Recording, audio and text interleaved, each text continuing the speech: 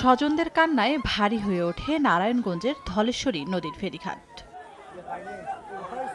শনিবার রাতে ফতুল্লার বক্তাবলীর পূর্ব পারের ঘাট থেকে বেশ কিছু যানবাহন ও যাত্রী নিয়ে ধলেশ্বরী নদী পার হচ্ছিল একটি ফেরি। মাঝ নদীতে পৌঁছালে হঠাৎ একটি ট্রাকের ইঞ্জিন চালু হয়ে যায়। চলতে শুরু করলে ট্রাকটি সহ দুটি অটোরিকশা, একটি মোটরসাইকেল ও একটি ভ্যান নদীতে তলিয়ে যায়। এ সময় অধিকাংশ সাঁতরে তীরে উঠলেও নিখোঁজ হন প্রবাসী মাসুদ, ভ্যানচালক স্বাধীন ও মোটরসাইকেল আরোহী রফিক। পরে স্থানীয়রা আহত অবস্থায় রফিককে উদ্ধার করে হাসপাতালে নিলে চিকিৎসক মৃত ঘোষণা করেন। ঘটনাস্থলে পৌঁছে উদ্ধার অভিযান শুরু করে কোস্টগার্ড, নৌপুলিশ ও ফায়ার সার্ভিসের ডুবুরি দল।